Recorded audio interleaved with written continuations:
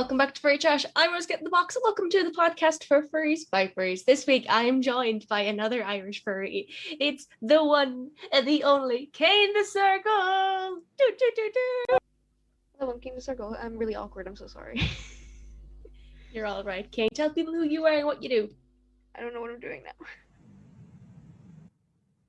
now. So I'm a furry YouTuber, and I am also a furry artist.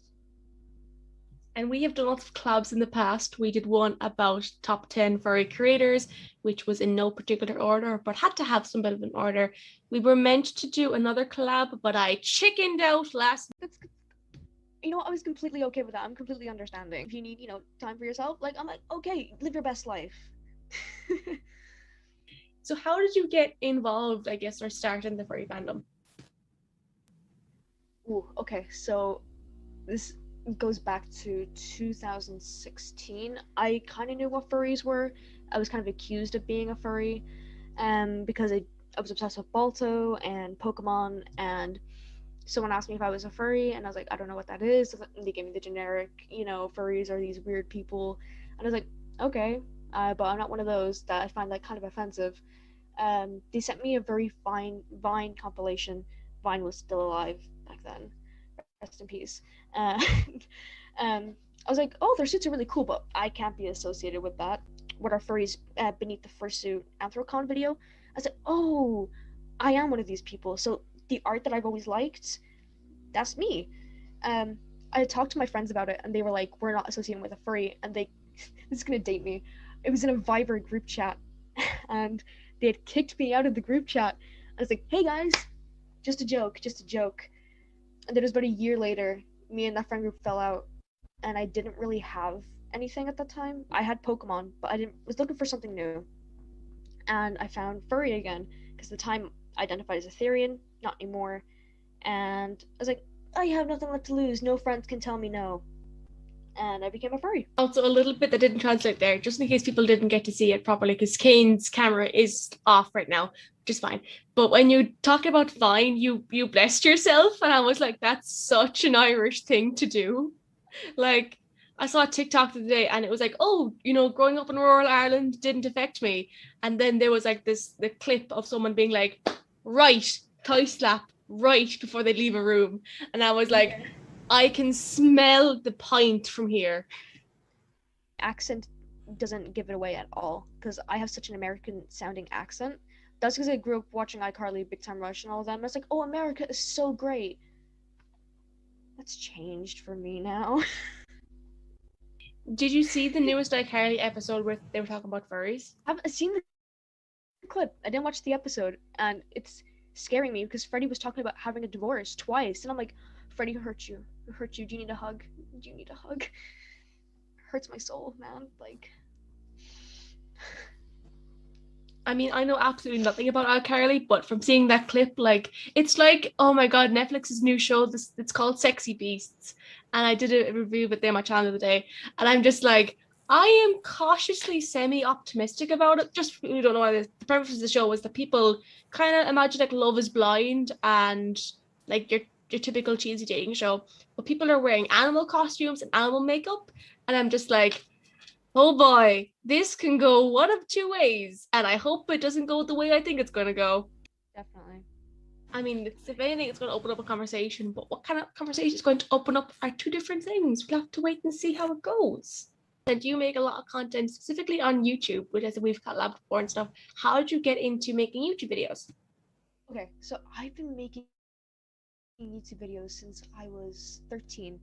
I started off making Pokemon videos, and then I started making AMVs, and oh god, when I was really, really young, I made Nightcore. And if you guys don't know what Nightcore is, it's basically taking a song and speeding it up. I was that kid, and so so I made AMVs, and I kind of got burnt out on that when I was about 15 or 16. Also because with my old community, stuff happened, not gonna get into, and I just didn't feel like that anymore. It wasn't until I discovered Beta Ada Delota's videos, I was like, oh, I can use character stills to make furry content, because I wanted to start, making videos with my voice in it, and actually start making content with actual effort. Yeah, I really enjoy your content, like separately from all this stuff. Like I find it quite entertaining. There's some bits where I'm just like, I wouldn't say that, but like, well done. Oh, I have a very, very way of putting things. That's, you know, I have a way of putting things. This is true. I mean, like I'm just thinking back, all the collabs we've done in the last year have led up to this moment. Like, how did none of us think of this? Like, we Yeah, had the Furry podcast, the clips back in December for the show's first year anniversary. Then we yeah, had top 10 furries list. Then we had the chicken out episode where I chickened out because I'm a wuss. Um, and then just recently there was the Born This Way video, and I'm just yeah. like, how did no one, like, of the two furry creators, no one put two and two together, and now we're here. But I'm thankful you're on the show. I'm just like, we've done so much, but never had a full conversation up to this point. Oh yeah, we had like a sneak peek. I don't know if I'm allowed to say this, but we had a good conversation before this. Like, oh wait, we haven't even recorded anything. The thing you really focus on online is Irish furry conventions, or the possibility of one, because we don't have one in Ireland. There's like Confuzzled in the UK, there's like pony cons and stuff. We don't have any in Ireland. When do you think we could be potentially looking forward to a possibility of a furry con in Ireland? Fingers crossed. Oh, that's a big question. Um, Considering I'm not really involved in it, I've only made videos speculating on it. Considering it is, I've gone to Comic Cons and stuff like that. Like the last Comic Con I went to was in 2018, and even my first EarthCon, which was the last, there was a bunch of furries there, and there is an audience for that, and especially online, and quite honestly, I do think it should be coming in maybe a few years. My guess, I'm gonna put just my hat out in the ring. My guess 2025, 2023 possibly. That might be pushing it, but you never know. Latest maybe 2028. There's the massive possibility of it happening because before the pandemic, there was furry meets happening every month ish, typically on like the last, I think it was last Saturday of every month or something. And there was loads of activities around the place, like for the cinema, and people went to events. They had like, game nights and cafe days or whatever. So I think if that was to be introduced to the fandom, I think at a convention it could be possible. But keeping in mind we've just come out of a pandemic, so it's going to take a couple of years for people to readjust to the quote normality. Like I think it was a Denver con. There's a con coming up soon, and they have this band system, like wristband system, and it's like red for like stay away from me. Yellow is like proceed with caution, and green is like they're open socialization. It's to do with people after the pandemic, which I think is very handy that you Yeah, get a clear indicator. But I really hope like it's not treated the same way as ask for a hug badges are. Ask for hug badges are badges that first years will wear because maybe they mightn't want to be hugged and they mightn't want to be, or like maybe if they don't know you, they might be comfortable or whatever.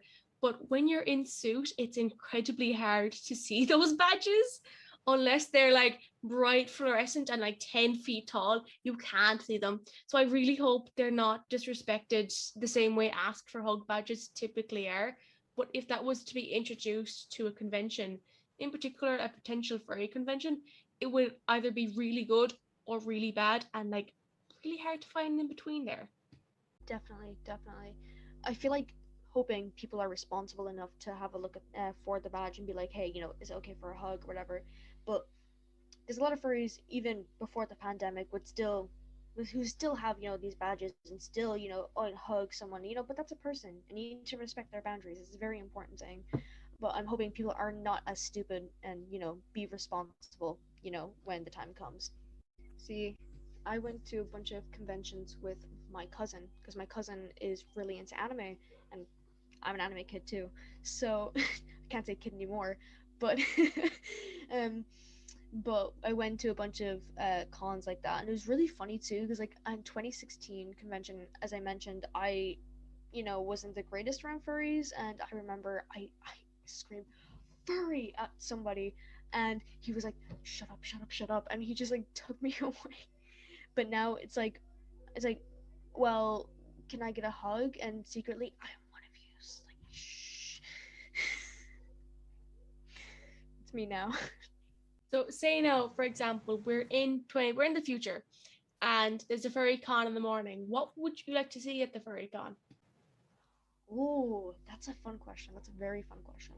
First off, I'm someone very irresponsible with their money, so the dealer's den. I want to know what's around there. There was something in my head there that I've always wanted to see at a convention, and if I ever seen it, I was gonna buy it.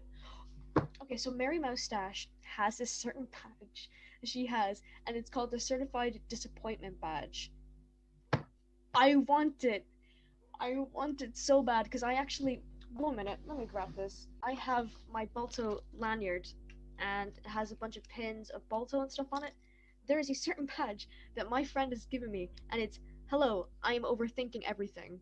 I love those types of things very, very much. So if I have that, my life would be complete. That sounds like a cool badge. I mean, I have my UK PonyCon lanyard, but I haven't put any badges on it just yet because I'm a bit protective of it. It's got a Kyra badge on it, like an actual like art badge, but no like pins per se. And I'm like, one half of me wants to put my furry trash the pin on it from like Ko-Fi on there, but I'm also just like, no. Do you know what I mean? Yeah. Mm. But I think like a dealer's den at a con, especially a furry con, will be cool. Like I've had in my mind for like a minute. Like a side note here, I have a Pinterest board dedicated to like a convention. If I was to make a convention, I would have these things. And one thing I would Oh, have please. don't worry, no swimming pools or kiddie pools or ball pits included in this convention pack this year, anyways. Oh no. It's sad that I know this.